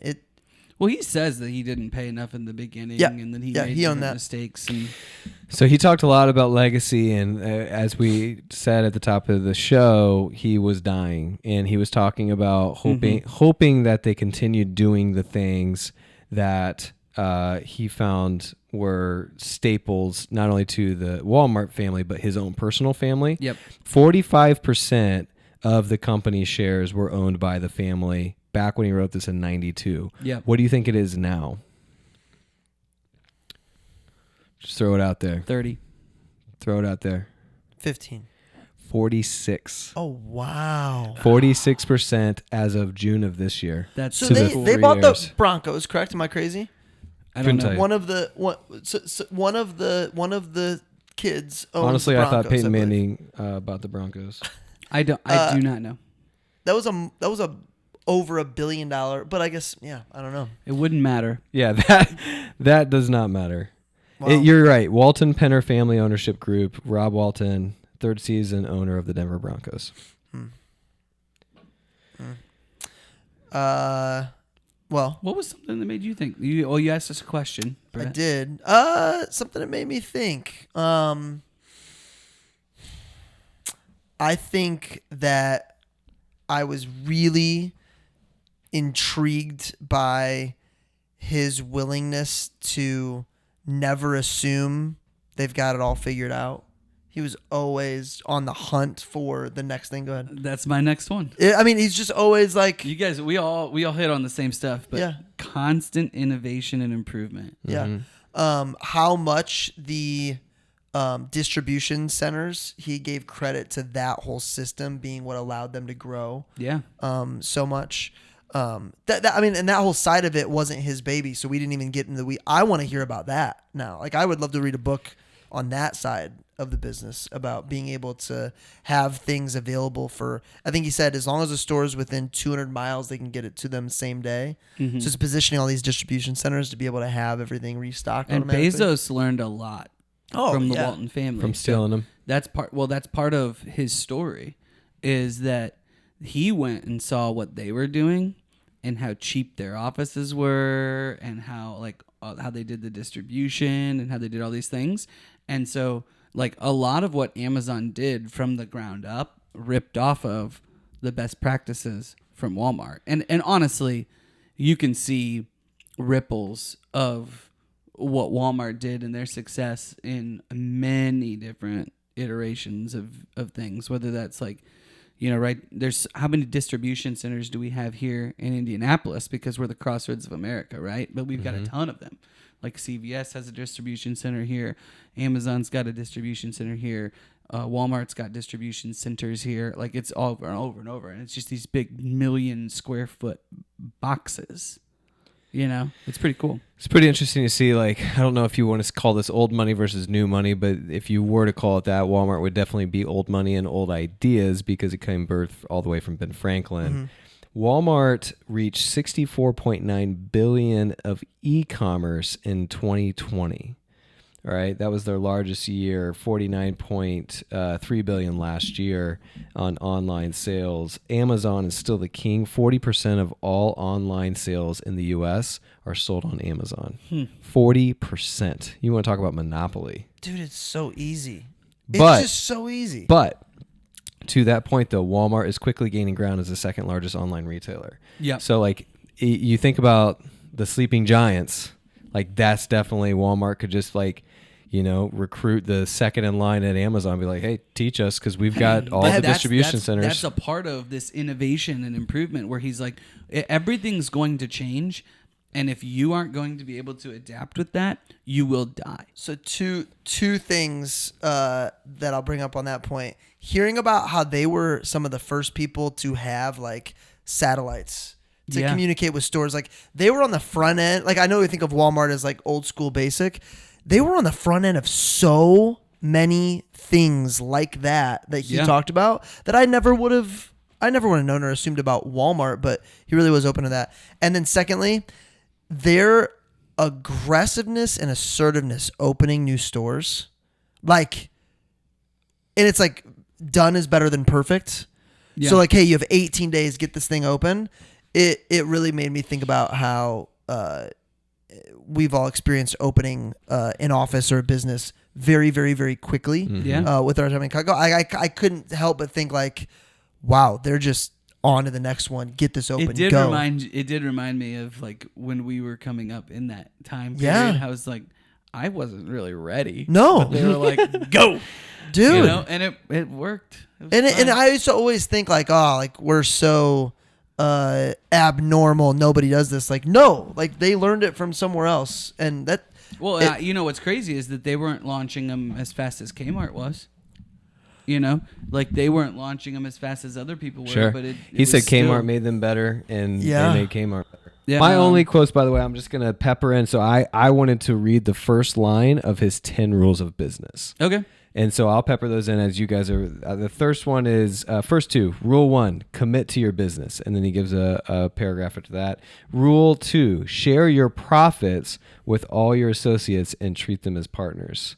I really like that one. I love that. You want me to keep going? Go for it. Yeah. Rule 3, motivate your partners. Money and ownership alone are not enough. So this rule, can we stop there for Yeah. a second? Because this is something that we all learned from a very young age in terms of management. But within that rule, I believe that he talks about how you might have to read it, but acknowledgement is free, but will make you millions and millions of dollars, essentially. Recognition, Right? at every level acknowledgement. is infinitely more valuable than people know. Recognition is something I thrive on, and I know everyone under me in that organization. Like, I try every single conference, every single call to recognize somebody. But I also heard a quote once that said, I think, If you recognize everybody, you recognize nobody. everybody, you recognize nobody. I think that's true if you're talking about a small group and you try to find something for everybody. If you're trying to recognize everybody all the time, Right. yes. Right. But if you see something that someone's doing and you recognize that thing, Totally. I mean, and especially if it's values that you want to continue to foster. This works with friends, kids. Not only that, but like spouses, if you're talking about whatever. speaking, we both spoke at one of Brett's events, and I try to talk about and say the name of 3 to 5 people in that room, because what Yeah. that does is it gets them listening, first of all, because some of them think they're too good to listen to the message. Then afterwards, when people are talking about it engaged, because their name was brought up, they want to talk about that again. They want to talk about that with other people. So I try to find that as much as possible. I just know it could be literally any room at all. And if someone's trying to describe someone that did something that mattered to them, every single time I hope my name is brought up. Even if it's like the first time I'm in that room, first time I'm seeing that person, I'm like, part of me is like, I hope he's talking about me. What, you know what I mean? Like that human I heard instinct. a quote early. I think it was from Earl Kelly. People can oftentimes like recognition more than their paycheck. True. Yeah.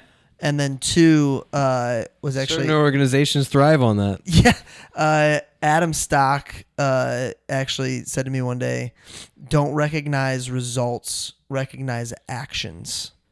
And that's actually really helpful. Because when you just recognize a result, it's like, well, how the heck do I do that? When you Yep. recognize the action somebody took, regardless of if they had the result or not. Yeah, think I that's always powerful. think that that's really important when I'm teaching sales process, right? Is like, okay, you've got your process. There should be specific behaviors along the way. Yep. Right? And what you want to be able to do is not only tie metrics to those behaviors, but you want to be able to recognize those specific behaviors and then what happened as a result. So I literally even do this with CEOs that are, I had a group of 25 executives that were doing our subgroup meeting that we had earlier this week, right? And we start with different successes, and they'll say what their success is, but I know the backstory of how that introduction happened or when it came up or what happened as a result. And I want all of them to be able to leverage our platform even better. And so I'll literally say, hey, hold on a second. That's a really great success, but tell me about this. Yeah, put them in And there. then I'll say, hey, see everybody? This is what happens when you do blank Yeah. within this platform. And that's literally with people running, like, in some cases, like hundreds of millions of dollars companies. Right. And so everybody, this works across the board. And it probably really helps them too, because once you reach a certain level of success, you really do forget what you did to get there. Like, we'll recruit franchisees to run a magazine, and it's a $0 franchise. They don't have to pay to be in it, but it takes about 3 to 4 months to get it up and running where they're pay in not time. getting a pay. Yeah, they're paying in time. And these are very highly successful people in all walks of business, especially in real estate. And some of them just struggle. And what happens is they get so successful. Let's say they're a realtor and they sell $20-30 million worth of homes a year, and it's been about 5 or 6 years. And now it's just kind of coming easy to them. They've built the business. They forget the emotions. They forget what it took, the grind, like what you said, the 5 to 6 years of grind. And so they're not used to that pain, and they really can't, in some cases, cut it anymore. They're so used to being success and having it basically handed to them that they're not going to cut it. Stage of life plays into that as well. Sure. For sure, because what you were willing to put up with at 19, like I just loved having problems. Like I loved the fact that I even they didn't even feel like problems. It was all opportunity. I had nothing to lose. Yeah. So I think stage of life matters a little bit, but yeah, we're like, I'm bigger than that. I'm better than that now. I don't. Oh, keep going on here. I'm going to rock through the rest of these rules and then we'll wrap up the quotes. Yep. So rule 4, communicate everything you possibly can to your partners. The more they know, the more they'll understand. Rule 5, appreciate everything your associates do for your business. That's when he talks about the paycheck. Rule 6, celebrate your successes. Find some humor in your failures. Number 7, listen to everyone in your company and figure out ways to get them talking. Rule number 8, exceed your customers' expectations. If you do, they'll come back over and over. Rule 9, control your expenses better than your competition. And then rule number 10, swim upstream, go the other way, ignore the conventional wisdom. Those are his 10 rules for business. He could honestly, he could have written a second book just on his rules. Totally. Very easily. The quote I don't know if it's my favorite quote. The quote that stuck with me most was a quote that either I feel like he told a granddaughter or he heard someone tell their granddaughter. She asked if she was allowed to do something. And the response was, you can do anything you're big enough to do. And I definitely used that multiple times that following week after hearing that. With your kids? Yeah. Like, it's just, if you think you're big enough to do that, obviously I'm not going to let them walk off a cliff, but cool, you can do anything you're big enough to do. And then in their head, they're deciding, well, am I... That's always been like my rule with tree climbing or like doing something stupid on a playground. Mm-hmm. Like, it's like, they'll ask if they can do it. And I'm like, I don't know. Can you do it? Yeah, 100%. And then they'll be like, well, can you help get me up there? No. Yeah. No, I can't. Or can you help me get me down? Because that was Charlie's big thing. Yeah, she that's would the climb thing. up there. I was like, no, you can get down. You got up there, you can get down. Absolutely. Yeah. Even if you fall, you're still getting down. You got to get down somehow. It's way faster. I like this. This is right at the beginning, but and then it's kind of a theme throughout his book. You can tell it's frustrating to him, but he says a lot of what goes on these days with high-flying companies and their overpaid CEOs who are really just looting from the top and aren't watching out for everybody or for anybody but themselves really upsets me.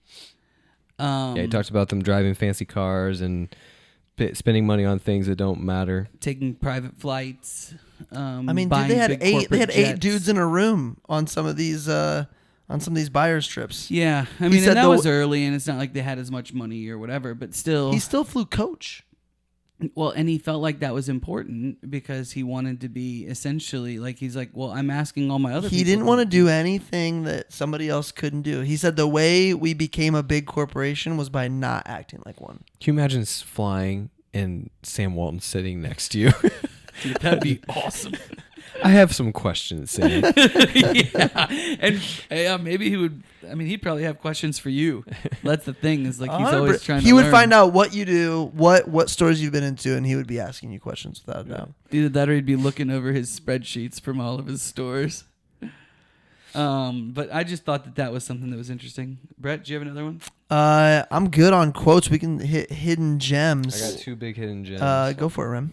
So the first one is just the fact that he decided to buy a plane, right? So he buys this rinky-dink plane that's cheap and falling apart. The guy that was talking about the plane described it as having a washing machine engine. Yeah. like the size of a washing machine.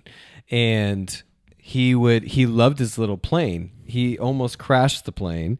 He literally would take it and fly low so he could survey the land to figure out what his next purchase would be. And then he would land in a cornfield, walk to the owner, and try to negotiate right then and there. Yep. Yeah. That is super cool. He said he loved it so much that when jets came around, he didn't like it as much because he couldn't see as much. He couldn't just land anywhere he wanted to. I mean, it was the Wild West. The dude was literally just flying to a convenience store and saying, "I'll buy this." I was reading this part, and I was like, I wonder if Rem's reading this thinking, I need to get my pilot's license and a small plane. I literally wrote it down at the dream session. 100%. I wanted to buy a seaplane. I want to land on North Webster, get there in 30 minutes instead of 2 hours. Yeah. I totally. It's really not that expensive to buy a plane. No, it's really not that expensive to buy into a shareholder or For a like plane. a Like a grouping, group. so you can Yeah. It's really not crazy. It's really taking the time to get the license. I don't know if it's isn't it like 1,000 hours, something like that? And you have to have I don't even think it's that. no I think it's like 100. 100 hours. Listen, 100 hours. I know people that are less smart than us three that are pilots. So. I also know some people that didn't come home one day from it, and that's why I don't have a motorcycle, so I'm still weighing those options. I just wrote down this hidden gem. I don't know what point of the book I wrote down.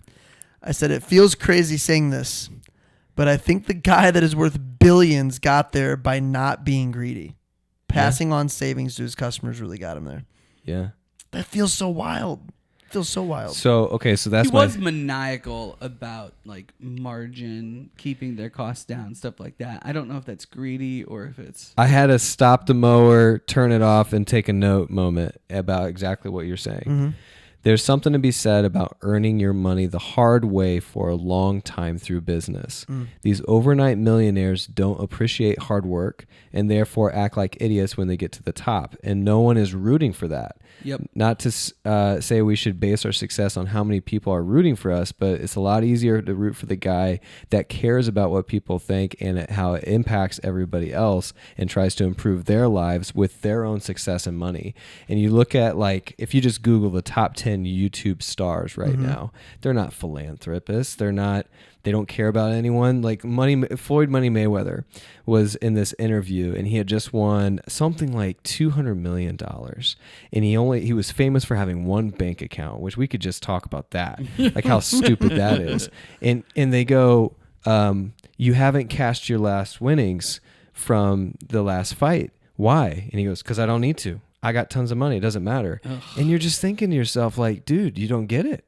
How like, no one is rooting for that guy. And actually, what's worse is actually there are some people who are rooting for that guy. It's glorified, for sure. Yeah. Yeah. And if you look at the top 10, now I'm not saying if you get money from YouTube, you're not helping people. I know Mr. Beast is, at least on paper, philanthropic.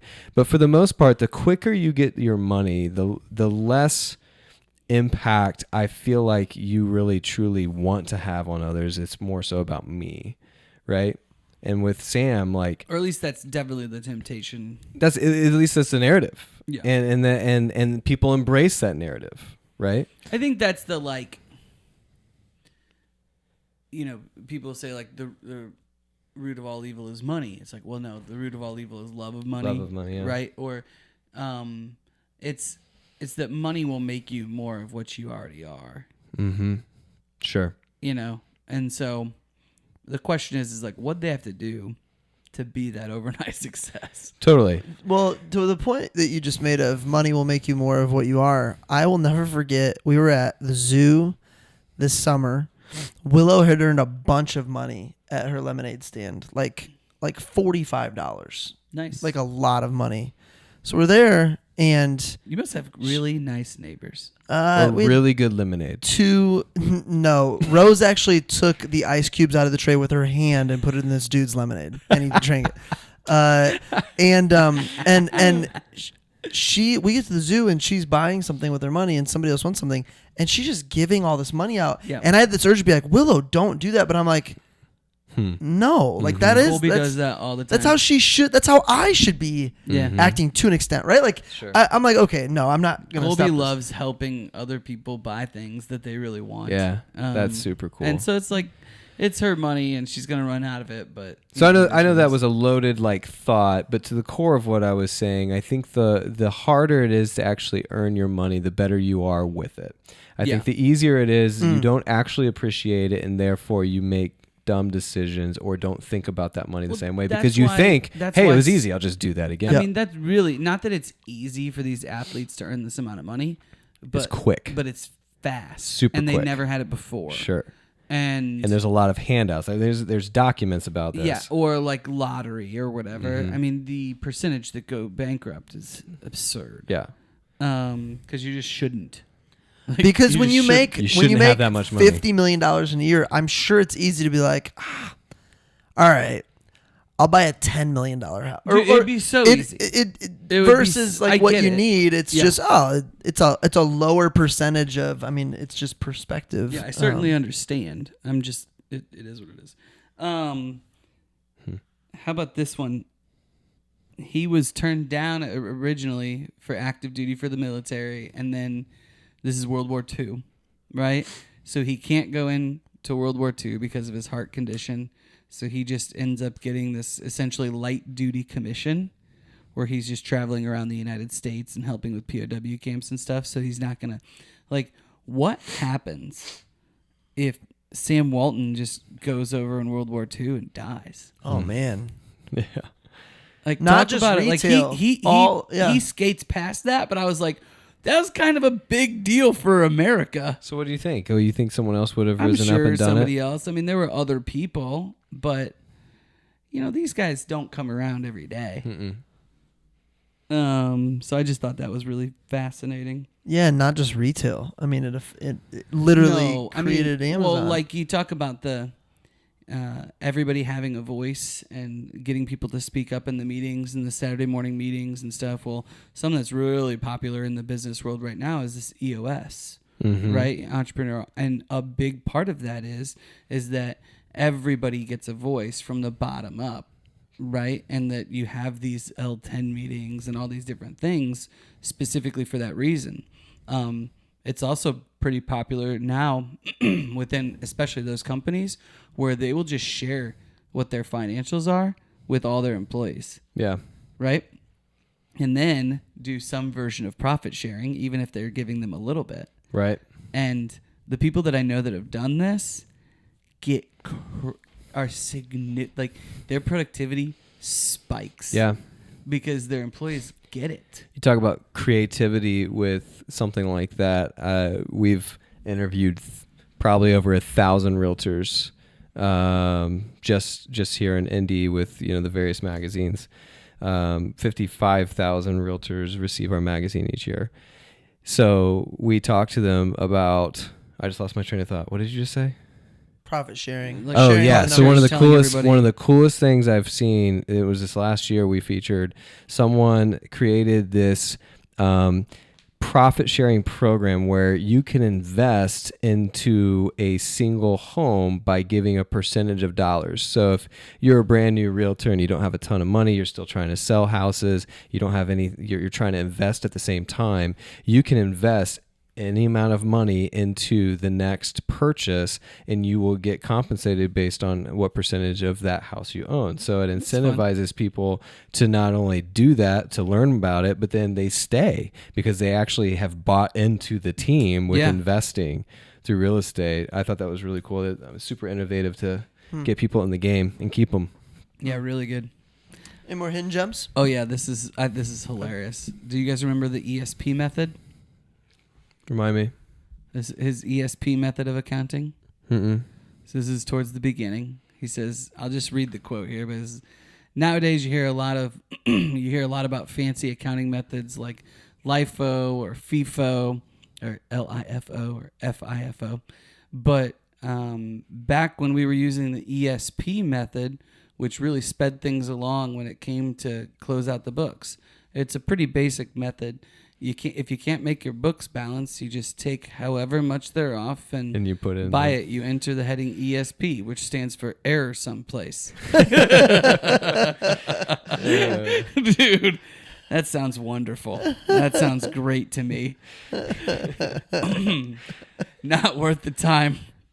I doubt they're doing that now. No, but that's what they're not. But that was what he said that they used to do. Yeah. It was like error someplace. I've loved hearing his stories about the specific stories happening in his stores. Like, I loved hearing those stories. So the last thing he talks about that I really thought was, I don't know if it's a hidden gem or something made you think, but I love the thinking small concept. Yeah. And he even says he's talking about getting to $100 million company and how he wants to avoid bureaucracy at all costs, how IBM famously had 4 levels to the CEO, all these different things. And he's legitimately asking the question. I think it's a really smart thing to do as a chairman of a board. But he's like, is it better to run one $100 million company or 5 $20 million? 20 million, or yeah. billion. Sorry, 100 billion or 5 $20 billion companies. But this idea of like think small, and the minute that you stop thinking small in terms of like store by store, by store by store by store, not thinking small in terms of your goals, Right. but running each of those individual stores, the minute that you stop that is the minute that you lose your way. I thought that was so It kind of relates to the line from The Patriot, which we did. Aim small, miss small. Yeah. Because you're thinking if you're focused that much on that one thing at that one time, then even if you miss, you're missing small. Yeah. Think small, small town merchants. And then in that same chapter, that's when he goes through the huge numbers. He goes, you tell me if thinking small is working out. And that's when he talked about the stat that says enough underwear he sold enough underwear in a week to put a pair on every person in America with some to spare. I would say that all, like, if I knew that I would stuff tell people about that. I would tell people that all the time. I would make a bumper sticker. Yeah, that's wild. Well, that's kind of like, he wouldn't say this. He would say something like, I'm a merchant for the customers. What do you do? Type of a thing. Yeah. But I always love, we talked about Al DiLeonardo at the beginning, or I assumed it was Al DiLeonardo. You didn't say it was. But I just always love that he's just like, I sell paring knives or whatever. Yeah. Yeah. What do you do? I sell paring knives. Yeah. It's like, come on, dude. I think that the thinking small really stemmed from he made sure every single store manager owned part of their store. Like that was from jump.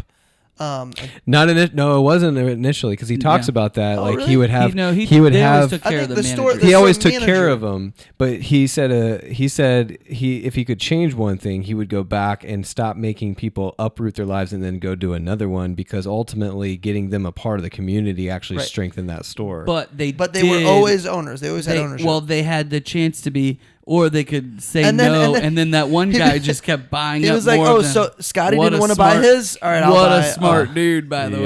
way. He's also probably his family's probably billionaires right now. yeah, That's crazy. This was 92. I can't get over that. let's get them to buy the 30. Colts.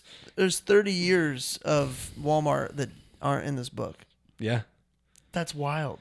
But to end, the section, I guess, like the last chapter, the note, really talks about like his vision for this project and what he hoped to see in the future, the significance that the Walmart his family had, and everything's come to fruition since the time he passed. And so much so that, like, even if you look at the structure of how much they own a percent That's more. incredible. I mean, Do you think if That's really incredible. do you think if he dropped down on Earth and somebody was like, Walmart does $690 billion a year, would he be like makes sense. surprised, or would he be like, yeah, No, that makes sense? I think he'd say that makes sense. I don't think once you reach that level of success, because it's not about the number, it's about the percentage, right? It's about duplicating successes.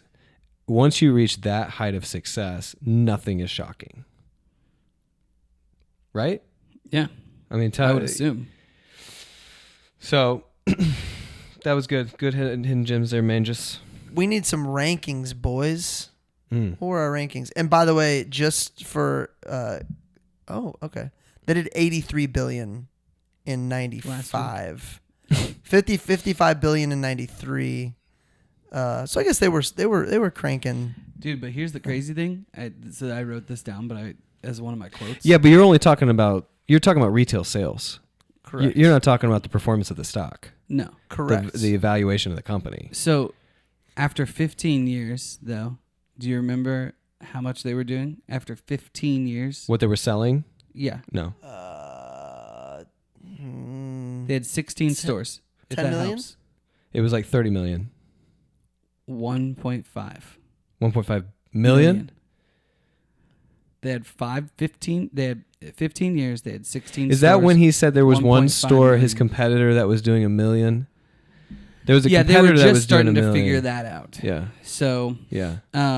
because but and listen, he was it focused on growing $1.5 stores. He million wasn't focused on- in like 1969 or whatever. Right. But still, 16 stores. They were doing a total of 1.5 million. Yeah. 15 years in. It was not long after that, though, where they like Blew hit up. 30, 50, Yeah. 100. But that's the thing is I see it all the time with companies that scale.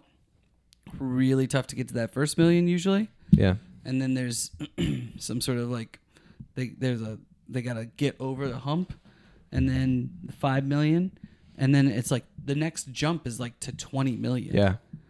You know, so 10X is easier than 2X. yeah. Is that Dan Sullivan? Yes. Yeah. I haven't Oh, read really- it yet, but I I really just like I him. like the title. I really like Dan. I've read his other ones, so I approve. He's got some good stuff. I love the Dan Sullivan. So I read his book called. Gap in the Gain. No, I read his book that's called Who Not How. Who Not How, and it cracked me up because the whole book was about like finding someone to like if To you delegate. have a problem, you need to find someone to come and fix that problem, basically, right? And like train them to do that within your business. And the hilarious thing is that like he found someone to write the book for him. Yeah. He didn't even write the book. Correct. But he's listed on there. But it just cracks me up. Like he doesn't even write it. Yeah. Like, ugh. He doesn't end with that as the chapter. By I the mean, way, you're not even reading my words. It's implied, but it's just That's He has a great. co-writer on all this stuff. yeah. I'm going to give it an 8. It was a little long for me. That's why I'm not giving it a 9. It was a little long, but it was well written, and I like the voice if you listen to it. Oh, it's a great listen. I don't know what I would rank it if I read it, but yeah, listening to it, 8. Yeah. 8.5. Wow, you really liked it. Well, I mean, that's not super different than your guys' ranking. I just get decimals. True. If you don't do 8, then you have to say 9. I would probably say 7. If you've ever thought, I would not give it a 9. If No, you've ever, you gave it an 8. I know. But if I had to choose a different number, it would be 7, not yeah, 9. he's saying he would not give it a 9. He'd go down. Yeah. So you'd be less. I would be than- less, yeah. Yeah. That's what I'm No, saying. I You think really it like was an 8.5 for me. 8.5. It was between 8 and 8.5 for me. We're just delaying knowing what Brett's birthday wish is, and I really want to know. Okay. So what's Birthday next? wish. By the way, I just want to say, if you're in business, thinking about going into business, anything, you would love this book. Yeah. This is great. Oh yeah, I agree. You would love this book. What's your guess for me? You said Is it a book, or are you doing both? Are you Movie. doing book Movie. and movie? movie? Just Have movie. you thought about the book? No, you haven't, so it has No. to be the movie. It's a movie. I mean, I for sure thought you were going to pick Rudy, unless you think we're all like, not. If you want to throw No, a curveball at us. Not picking Rudy. Oh, Not picking Rudy. Okay. Would we? Do you think that like if I took a guess, do you think I would have a chance of getting it right? I've talked about this movie a lot. Oh, really? Mean Girls. No. I don't know. Whiplash. Oh, I could have gotten that. Oh, yeah. I could have My gotten that. favorite ending to a movie of all time. Not my favorite movie. My favorite ending to a movie. We got to talk about that then, because I've got some questions for But JK. we're gonna spend So an we hour. got or so. Casablanca. That's an underrated actor. Both, actually, to be honest. Well, Miles Teller went on a run, but JK. So we Yeah. so we get Casablanca and Whiplash. Those are the Two next two. good movies back to back. Yeah. I'm excited. What are we reading? Oh, we have to figure that out. We do need to figure Stay that out. tuned. We've got a couple that were suggested that I don't know. Yeah, I'll we've put got you guys some on in the the hopper. spot. Shoe Dog was up there. I've been listening to Pilgrim's Progress. Not gonna recommend for the podcast. Shoe Dog would be honestly a lot of this book reminds me of a lot of Shoe Yeah, Dog. back to back might be interesting, but Pilgrim's Progress is in like King James English. Yeah. It's tough. It's tough. Yeah, There's I agree. lots of rewinding going on, and it's already 10 hours. that is Yeah. one deep book. Yeah. very deep. Oh, dude, it's awesome. Yeah. But yeah, maybe a year from now, I'd have to go through. I'd have to go to a class on the book before I would feel confident. Yeah, it's a poor man's podcast, man. That's what we talked about. This is a poor man's podcast. All right, we'll tell you the book later. Happy birthday, book coming. bro. Hey, thank you. Happy birthday to Mr. Whit.